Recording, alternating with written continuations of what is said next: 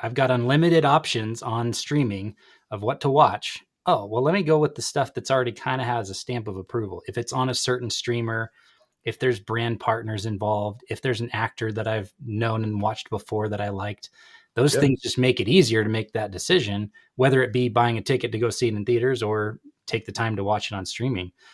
This is Truly Independent, a show that demystifies the indie film journey by documenting the process of releasing independent films in theaters. Each week, Garrett Batty and I, Darren Smith, will update you on our journey, bringing guests to share their insights into the process and answer your questions. All right. Oh my gosh. Welcome, everybody. We have a very exciting guest with us today. I met Jonas on the internet. We met on LinkedIn and connected there. And I'm just going to call that out every time we have a guest that I met on LinkedIn, because I want to get all the filmmakers on LinkedIn. It's just such a cool place. It's really a great avenue. It's my total social media too, because there's not a lot of politics and other nonsense on there yet. We'll see. Yeah. I'm in the same boat. Well, let me give you a bit of an intro, Jonas, so people understand why I'm so excited to chat with you today, why we're so excited to chat with you today. 25 years in the film industry, worked with many of the major studios, both in development and physical production. You've been a producer in the past. You shifted to marketing in 2023 during the strikes, and that's what we're talking about today. And I love your ethos about marketing for indie films. So maybe we could start there. Tell us a little bit about why are we inviting someone who works with studios to talk to us indie filmmakers about how to do marketing? Well, for a long time, I've looked at the indie film market, and, there's certain things we just do in the bigger films, the bigger film market, for the studios, that I've always wondered why wasn't it applied to indie filmmaking. The part of the reason is that it's a real struggle to get an indie film made. It's a struggle to get any movie made, but indie filmmakers are mostly just focused on like how to get their movies financed and then eventually into a movie theater. One of the big pieces that I think not just indie filmmakers, but business people in general forget is they think making a great product will bring an audience. And, they forget that marketing is pretty much half of any business. And, film business is a business, that needs 50% of it to be marketing, basically. It's such a wake-up call, I think, to an independent filmmaker. To hear you say that is so, it verbalizes that wake-up call moment of I remember making my first film. I made a movie. Now people are just going to come see it. Right. There is no field of dreams. If you build it, they will come scenario with independent film. It's a matter of then making the movie and then repeating the process for marketing, right? Just begging people to see it. Yeah. And I think that indie filmmakers also think that the distributors are going to take over and just market the heck out of their movie. Right. Right. You mean they won't? Well, a lot of times you're selling your movie to a foreign sales company. Right. Who puts a few deals in place, and they're taking 10 to 15% of the sale. So they really don't have a lot of skin in the game. Yeah. When it comes to what the movie doing well in theaters, so on and so forth.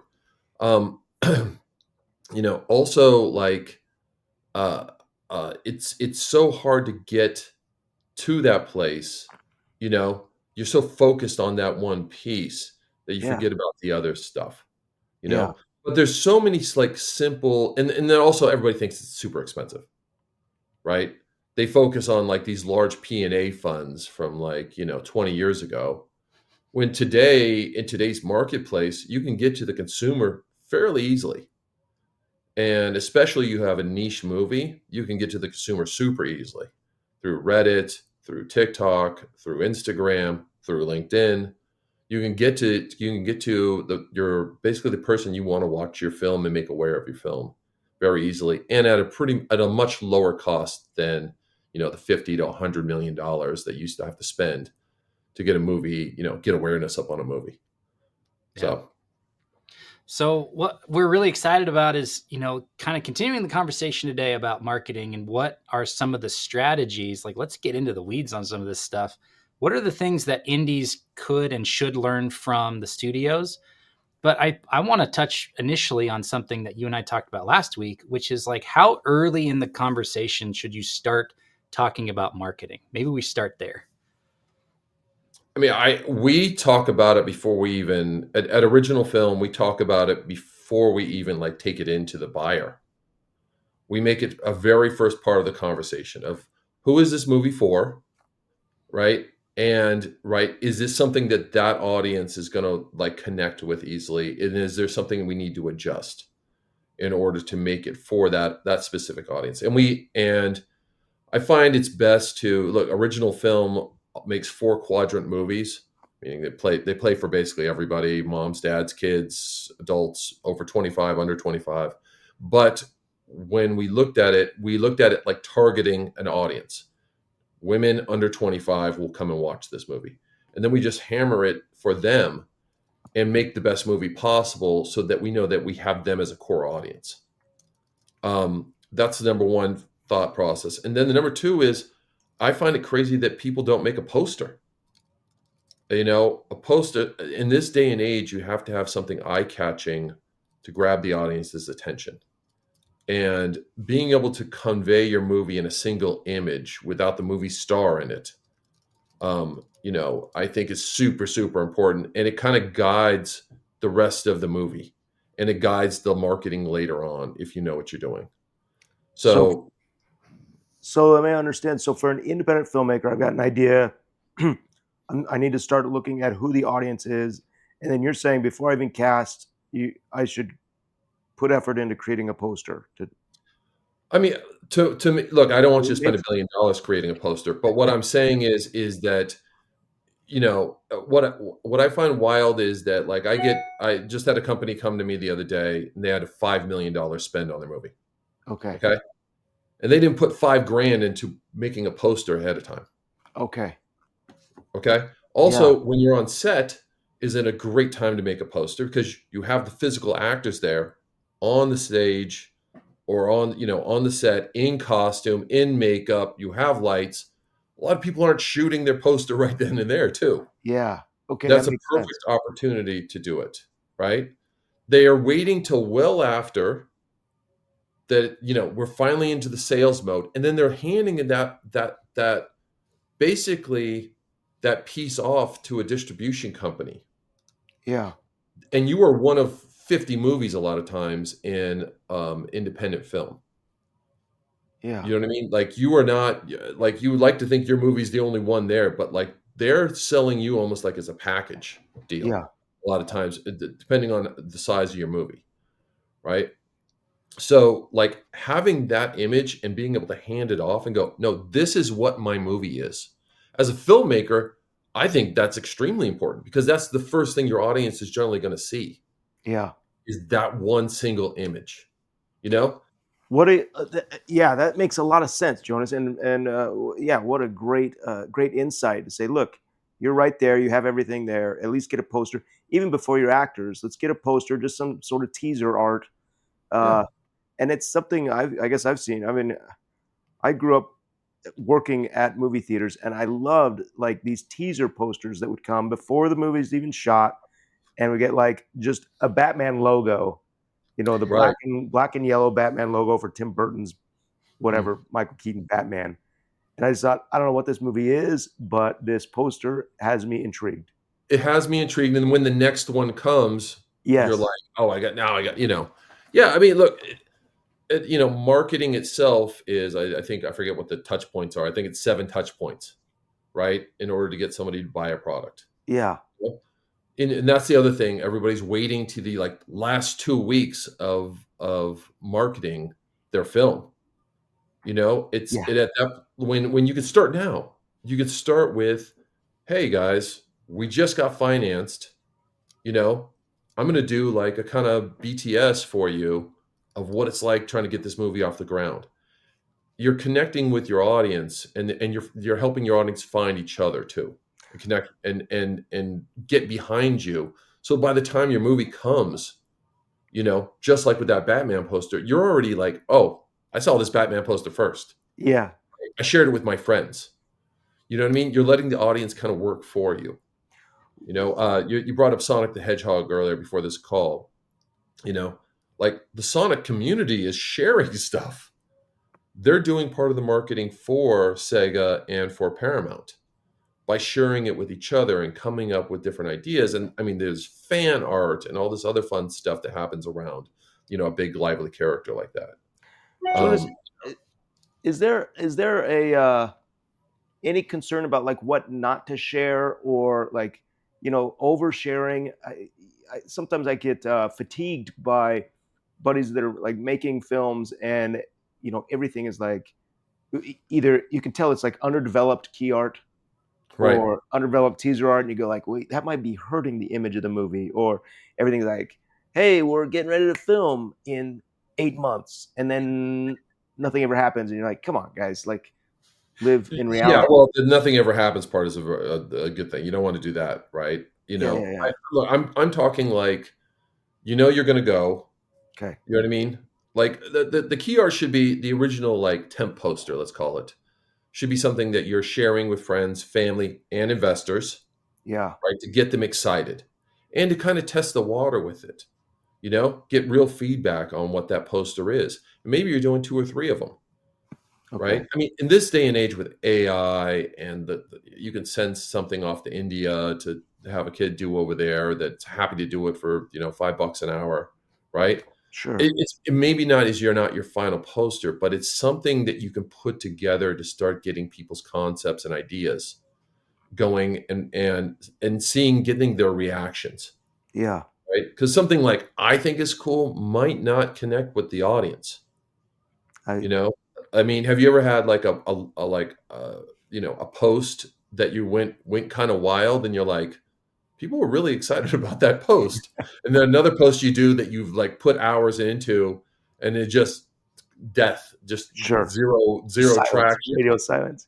The audience figures what they want, right? We're partially what we're trying to do is figure out what connects with the audience. You know, one of the companies I work for that is a bigger company that does viral marketing is a creative named Brandon Baum, and he A/B tests his ads, meaning he makes an ad, like a smaller version of the ad, puts it on a separate channel, see if it does well. And then when a client comes along, MasterCard or whoever comes along, he goes, this is something I already got like 5 million views on. Let's do the bigger version of this, Yeah. put it out. And then it gets 150 million views. And everybody goes, oh, he's a genius. I'm like, no, he just tested like 15 ideas, Yeah. right? And took the best one. And that's what's great about the internet. And that's what's great about social media is that you can kind of put stuff out there. And yes, as long as you're not your buddy that's putting something out there that's not really actually going to happen, you know what I mean? Sure. Like, it Yeah. brings a credibility to it. Also, in this day and age, people love seeing people kind of go, I don't know if that is that good. Everybody has this kind of weird bravado about them, like they have to be, always right. Like Yeah. I'm the only guy who seems to figure out that I'm wrong 90% of the time, Yeah. right? And then that 10%, that's when the magic happens. And I'm, so Yeah. Okay, that makes sense. Well, I think it makes sense to avoid what you're talking about, Garrett, of like, oh, what if it actually is hurting the film? Having a cohort or a brain trust or a mastermind of like trusted friends that will give you good feedback and honest feedback of like, oh, I wouldn't post that. Like, I can think of a filmmaker who keeps putting out AI generated scenes and shots and posters, and you're like, dude, this isn't it. Like, I wouldn't be right, posting those things. He never asked right. for my opinion, so I don't share it. But you and I obviously together could be doing that. But also, we've got so many people in this community that we could just say, hey, will you take a look at this? Give me your feedback before I post it online. And that one extra step will probably save you that risk of hurting your brand rather than helping it. Yeah. I think there's a lot of value in asking, like, is this going to create market confusion? When I release the final product, if this key art or poster isn't in line with the brand that I'm trying to release, if it is an AI generated thing and it looks like an animated movie, but really it's a live action something else, then I think you're digging yourself a little bit of a hole. Yes and no. I mean, talk about Sonic again. I don't know if you guys remember the reaction to the first Sonic trailer that came Yeah. out. right? Yeah. So, obviously we took a step back and put in redid Sonic basically, right? To look more like the character that's in the video game, you know? Yeah. Some of that can be like taking in that negative feedback can be a good thing sometimes, but yeah, you don't want to overdo it. You don't want to do too much AI, Yeah. throwing stuff at the wall type of thing. Part of my job is very much being able to focus and put out stuff that I think is going to do well, and then amplify that stuff. Yeah. Right. That makes sense. Yeah. One thing that you said, though, that I think is a really interesting takeaway for indie filmmakers is this idea of, the Superman poster in a theater a year before the movie even started production. They're like promoting the movie because they know it's coming out summer of 2027, right? So Right. there's an image of a Batman logo or a Superman logo or whatever it is. And indie filmmakers don't really do that. We're not posting something when we're greenlit, and we're not posting something beforehand because we're so nervous about stuff getting out, about behind the scenes photos or whatever. And it's like, man, we're so small. Like, we really shouldn't be worried about our stuff leaking on the internet. It would actually be a good thing because that's free earned market, earned media. Right. But the idea of, coming 2026, coming 2025, and having a teaser and setting up. And so that actually transitions or takes us to the next question we wanted to talk about is like, when you're early in the process with marketing, what does the marketing look like? Because you're not saying get your tickets, you're not saying click here to find your theater, right? So what are you actually telling people to do? What's the action you're getting them to take?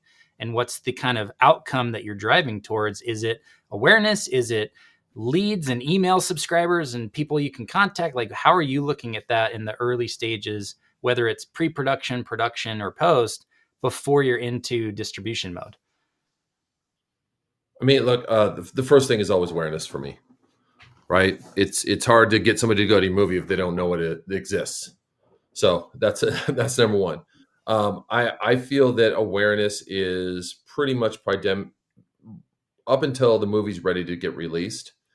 The thing with Superman, as you just mentioned, Superman can pick a date, June 21st, 2026, and they make the deal with the movie theaters and they lock down that date. And for the most part, unless another movie goes on to that date, they'll keep that date, right? And that's part of the reason they're announcing it too, is they're saying, no, June 21st is us. Yeah. Everybody else go away, right? As any filmmakers, a lot of times, you don't get to know when your movie's coming out that far in advance. We know. So, yeah.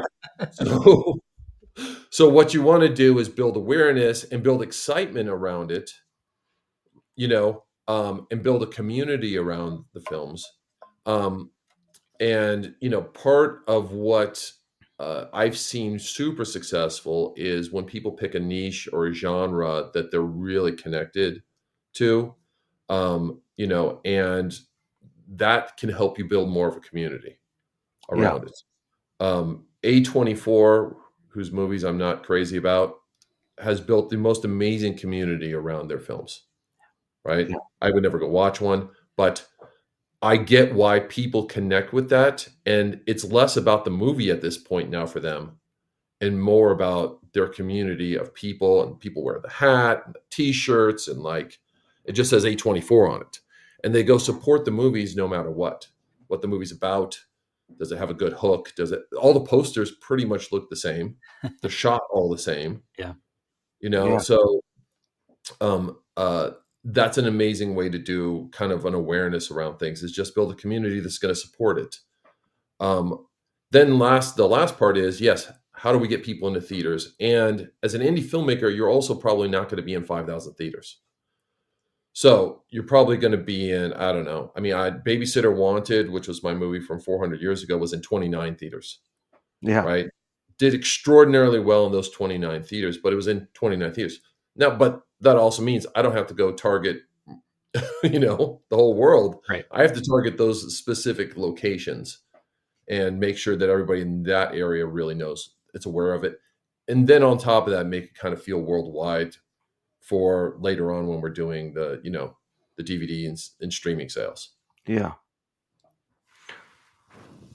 What are some things? So, kind of a case study. We've just released our films in theaters. Darren and I did 2 films last year, and we are now preparing them for a streaming release. Okay. So we do have. I mean, essentially, anywhere in the country or in the world is going to be able to log on and stream the movie. What are there things that we can be doing right now as indie filmmakers to help create awareness or fan the flame once these movies come out here in a couple of months? It's funny. I've been approached by a number of indie studios that have, I don't know where your guys are streaming it on, but for example, one of them was on Hulu. They have a successful TV show on Hulu. Yeah. And they approached me saying, like, Hulu doesn't do any marketing for our show. Like, it could be reaching a much larger audience. So they are doing their own. They approached me about doing marketing for them to help build awareness around their show, and it's going to be very targeted marketing because the show is basically for teenage girls. Yeah. So but also for that show, I was able to land a brand partner, which helped with finance a good portion of the marketing. Okay. Right. So depending on what your movie's about, depending on, sometimes you can find a brand partner. And what's great about that part of it is the brand partners really like stuff that's already finished. They don't want to guess. Yeah. So, if you have a movie that aligns with a certain type of brand, they're usually easier to approach and they want to do some sort of collaboration. And that collaboration can be a number of things. It can be a real life event. It can be which basically you're making to get digital footage of, so you can share that around the world. Mm-hmm. Right? It can be a digital ad that you're putting on. Like I do the organic ads that travel well, across TikTok and Instagram and the different platforms.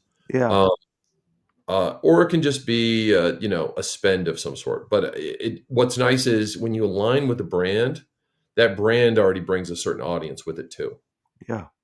right? And that audience hopefully will translate to your audience. Okay. So it's twofold. People look at the brand money and they're just like money, but really what you're looking at is, let's say you have Coca-Cola sign on as your brand, right? Coca-Cola is known everywhere. I don't have to explain what Coca-Cola is. Yeah. It has such a high brand awareness in the world that now it gives credibility to your movie and makes people go, oh, if Coca-Cola is involved, there must be something of quality, Yeah. Yeah. Yeah. right? So It legitimizes it a little bit. yeah, And that's a thing for a lot of people who are considering, like, I've got unlimited options on streaming of what to watch. Oh, well, let me go with the stuff that's already kind of has a stamp of approval. If it's on a certain streamer, if there's brand partners involved, if there's an actor that I've known and watched before that I liked, those yeah. things just make it easier to make that decision, whether it be buying a ticket to go see it in theaters or take the time to watch it on streaming. So that's interesting. So Jonas, we're talking too about the marketing period, like that's typical for indie filmmakers, where they kind of think of like the couple of weeks before their movie hits theaters, and Right. it's complete freak out time because you're so uncertain as to, like, is this money we're about to spend going to translate into people buying a ticket and going and seeing our movie in theaters? Because that's where it all, like, that's where the rubber hits the road. They have to buy tickets, they have to go to the theater and see it, or else our movie doesn't make money. So any Right. thoughts there about how to maximize audience buying tickets, even on an extremely limited budget? You talked about that at the top of the show, but like, talking about limited budget, where does your head go? Even with, studios are probably overspending. So what should they be doing? What should we as indie filmmakers be doing in that kind of ramp up to the opening weekend? It's surprising. The studios, actually, I get a lot of studios coming to me at the 11th hour. Uh, they've already blown most of their budget on traditional marketing. So traditional studio marketing is, print ads, billboards. You make a 30-second trailer and you play it on CBS nonstop, right? or ESPN or wherever you think it's going to get the most traction for your audience. And a lot of that stuff really isn't working as well anymore. I don't want to say it's not working at all, but like, um, what I do for them is I generally try to put together a viral event in that case that draws attention to the movie. It's generally a lower cost thing. It depends on what you're doing, of course, but I can generally do multiple things for very low money that will get a high awareness about the movie. And also, if you do it right, you're doing something where it kind of sparks intrigue into the film and makes people go, "Oh, cool! I want to go see what that film is about." Right? And I think you and I have talked about this before, but like, my job really is to just get people to walk in the movie theater and buy a ticket for your movie.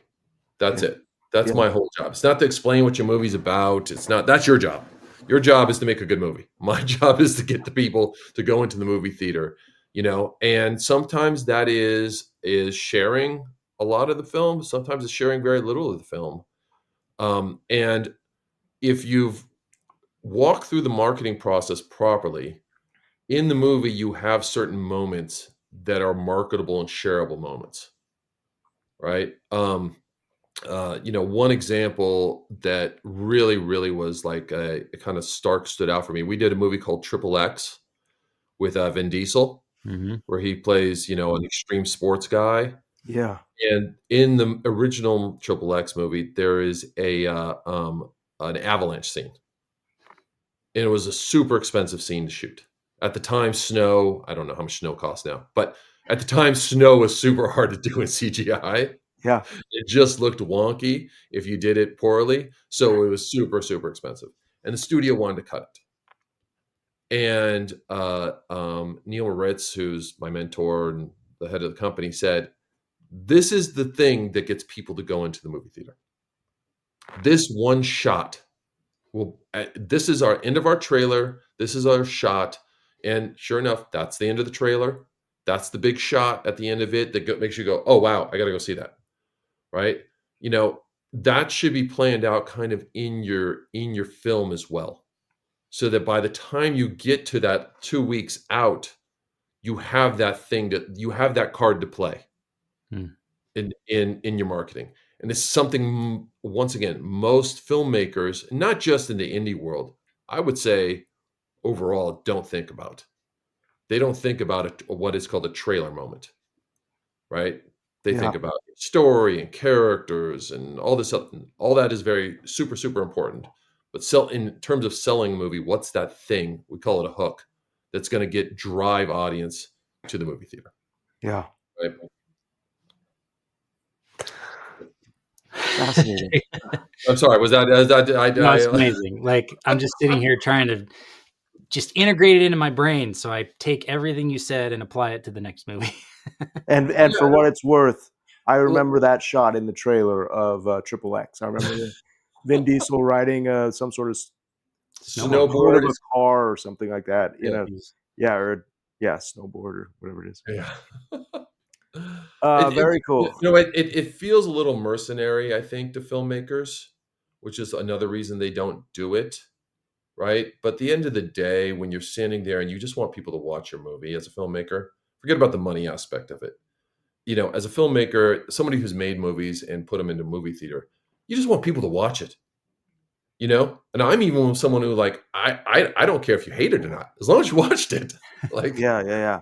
I want the feedback. I want all of it. I want to, I want, you know what I mean? I just want people to actively go out to the movie theater and watch it. And then later on, oh, maybe I'll watch it on streaming, or maybe I'll watch it on whatever channel. Yeah. So, it's an important part of the process that I think gets overlooked a lot.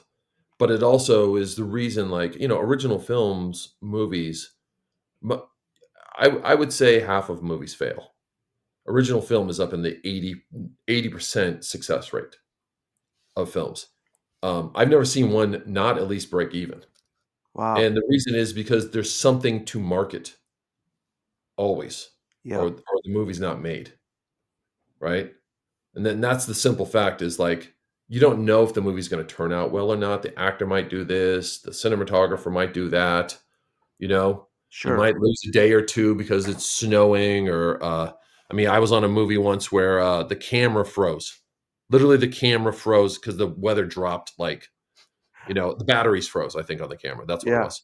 Yeah. And like we're sitting around for hours trying to warm up the batteries.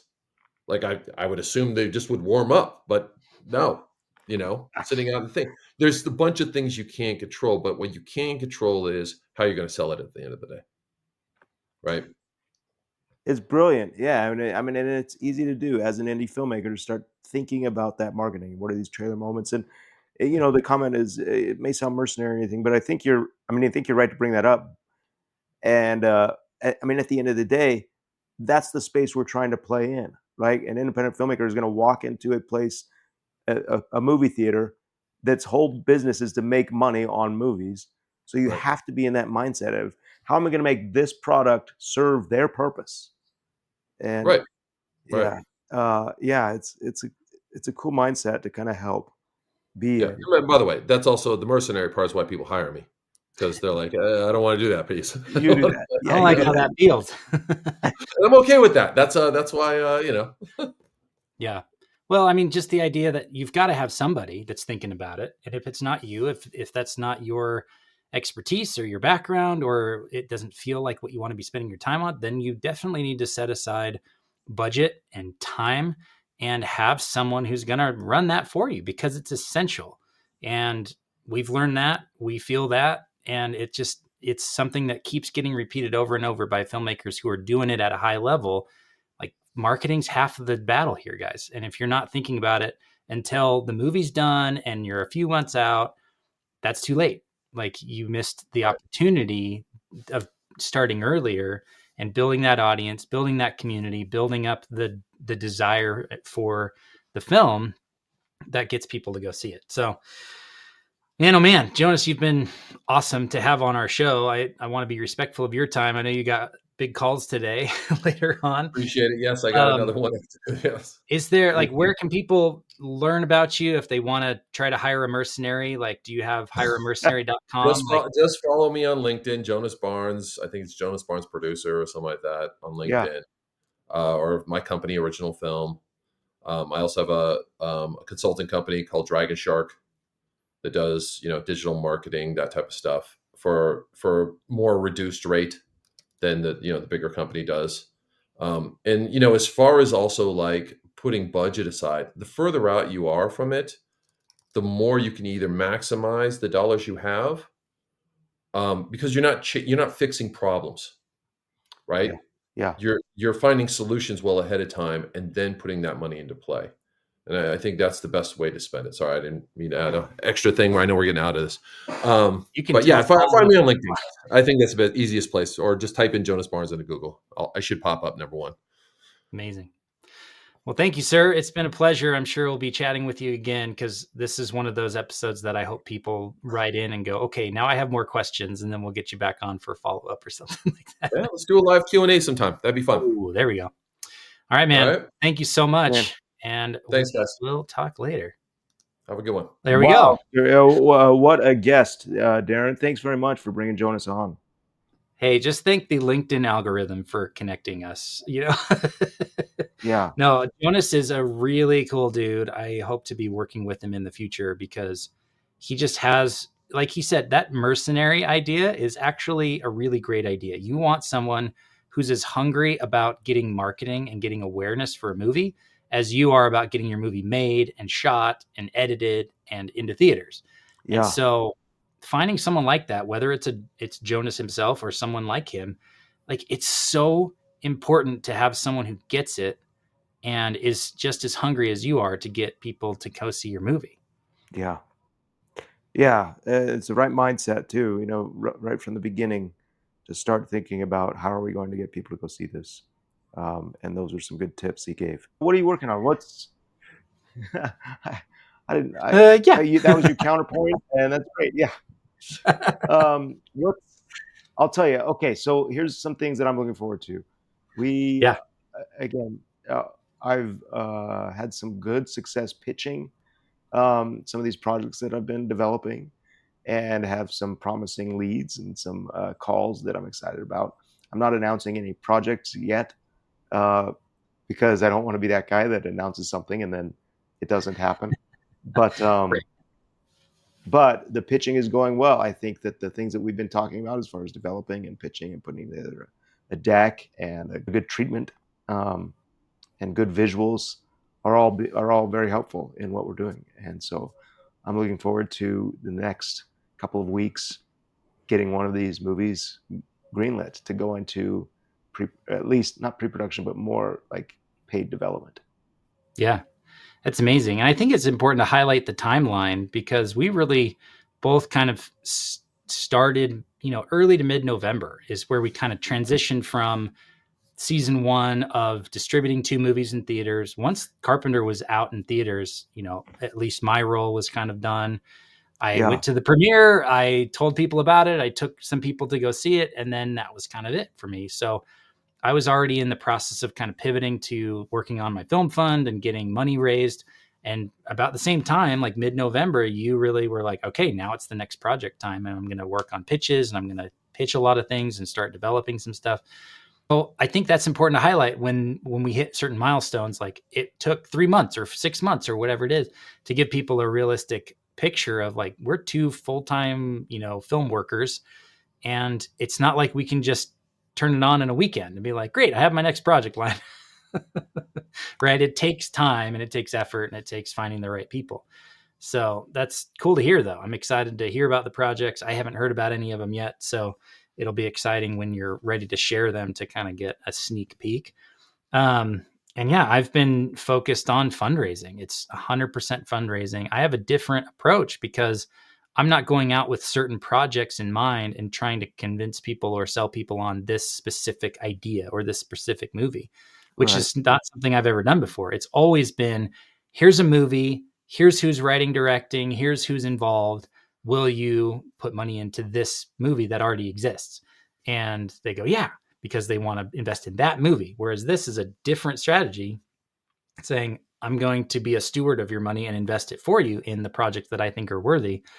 And that's very different. And the movies I'm producing are not mentioned in the pitch or the pitch deck. They're not present. I don't have posters or materials or log lines or anything Yeah, because that's not the pitch. So very different approach, but hopefully gets us to the same result, which is making movies.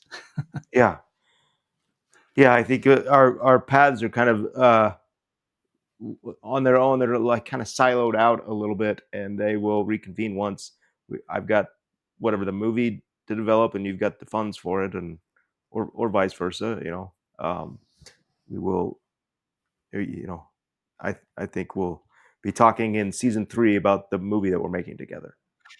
Yeah, well, and hopefully before then. Yeah, yeah, yeah. Hopefully in the next couple of weeks we've got some movement and some things progressing. Well, very exciting. I thought it would be like I actually reached out to Jonas a few months ago when we were in the process of releasing the movies, and he didn't respond. And so it was funny that he got back to me. He's like, "Hey, do you still want me on your show?" I was like, "Yes, that would be amazing." But I think it works better here in season 2 when we're talking about the early stages of pitching and developing and putting packaging a story to become a movie. It's like your marketing really should be a consideration at this same moment. And so I'm really glad that it happened in season 2 and not in season 1, because I think it's a better context for the listener to say, no, we're serious. Like we're putting it in this season, in this conversation now, because you need to be thinking about it. So if you're out pitching or developing projects, find a marketer, find a film marketer who can come and be part of the team and give you some consulting and give you some help and give you some ideas, some feedback, so that you're not just waiting until the movie's shot to start thinking about marketing. That's not the approach that we're going to pursue or that we would recommend anymore. I think one of the things that really stood out to me, and I'd want to emphasize even more, is that whatever you release, whatever you're creating, to be able to, everything about marketing, if it's that key art or treatment or whatever, make it feel like the movie. right? And if it doesn't, if it's deviating from the movie that you hope to put in theaters, then don't release it as part of your marketing campaign. Um, these pitch decks that I've been sending around, I've created key art or visuals that look like they could be frames pulled from the movie, and Yeah. it's a matter of AI and Photoshop and making sure that everything, you know, really reflects what I want, and so that when I've shown it to people, they say, "Great, when can I see? Like, when can I watch this? This is amazing. This looks incredible." I say, "Oh, good. Well, it's not made yet." They say, "Okay, well, let me read the script." Well, there isn't a script yet. That's what I'm here for. Like, I need your funding to help me get to the next level. Um, but I haven't, just left it so ambiguous. Like, oh, well, here's this thing, and now I have to over explain. Like, okay, it's not an animated movie, or it's not this, and it's not a kids movie, or whatever. Right. People know exactly what it is from looking at what I'm offering. Yeah. I mean, it needs to be a 1 frame version of your trailer, and your trailer is a 2.5 minute version of your movie, and they should all feel and look and emote the same. And so that's an interesting takeaway. When he was talking, I was thinking about this stuff that you did on the Carpenter. Like, you came up with a kind of a teaser poster that is still to date my favorite version of the movie poster. No slant against the guys who made our poster Sure. for the theaters, but like, you are exceptionally good at doing that, at creating key art. But the one you did was so good. And then the other thing that you did, and I'm trying to figure out, I was trying to think about it in the moment, like, how would we use that? But after each week of filming in Cape Town, you would spend, I don't know, hours and hours cutting together a kind of sizzle from the week of footage that we just shot. And they would be like sometimes 5 or 8 minutes long. So, like, you were really putting a lot into it. You added music so that it had the emotion of it. And I remember watching those and going, like, this is compelling. This makes me want to watch this movie. And I wonder, like, how do you use something like that? Because it's a piece of content that you created to help the cast and crew feel like we're doing something really awesome here. But Yeah. who else could that be for? Is it just for the producer and the executive producer to say, "Hey, here's what we shot this week and it's really great"? Or is there a potential for, sharing that with a limited community or a paid tier of your Patreon, or like whatever it might be, where, I don't know, something to think about, because that's easy to do. It didn't cost anything but your time and your talent to be able to generate that. But man, those were really compelling weekly videos.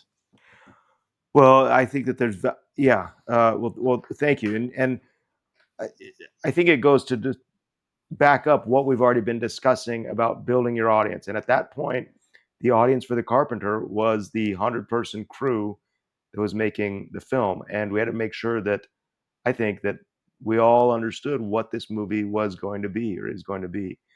And so, yeah, I think releasing a reel, highlights reel of the week that we just shot was helpful. I got excited because people were responding to it. The audience was responding to Yeah. it. There is that risk of saying, "Hey, we've created, you know, this. Here's a week's worth of work that we've created, and we've summed it up in 3 minutes on this reel." And now releasing it to them who were in the know and kind of know what it is like, "Hey, before there was nothing, and now there's something." That's kind of Yeah. cool. Boy, if we were to Mm-hmm. release that publicly and say, "Hey, here's something," and the public already has, you know, hundreds of millions of dollars of something that they're comparing this to, I don't think it would hold up. Uh, Yeah. but you're right. Yeah. There is that idea of like, hey, we're building momentum, and how do we do that? Yeah. Well, I'm even thinking about it now of, like, as these movies are hitting streaming and international and stuff, is there a way to use that footage? Or, like how on IMDb you'll have trailer 1, trailer 2, teaser 1, teaser 2, and then like other videos. Like, could it go there and just be for the super fans that are going to go find it on IMDb because it's not on YouTube and it's not on Facebook? Like, I don't know. I didn't mean to start a new topic thread with, like, Yeah, at the no, end that's of our that podcast, is your but winding like, down. I don't know. Now my motors are running thinking about how to use that stuff because it's so compelling. Like, it makes you want to watch the movie. But anyway, that's for you to Yeah. figure out. or the marketer or the mercenary. Let's get Or the Jonas marketing. all the The footage. Okay. Very Awesome. cool, Well, man. Darren, great episode. Thanks for checking in and chatting, and I look forward to chatting with you more next week. And thanks to Same. our listeners and Mhm. viewers. We're seeing every week we get more and more viewers and listeners. I love your comments that come in. Thanks very much for posting and sharing and reaching out. Thank you. Thank you. See ya. Thank you for listening to this episode of Truly Independent. To join us on the journey, be notified, and ask us questions about today's episode, head over to 3coinpro.com/podcast and put in your name and an email address. If you're a fan of the show, please leave us a review on your favorite podcast app and be sure to share this. Thanks for listening, and we'll see you next week. Our intro and outro music is Election Time by Kjartan Abel.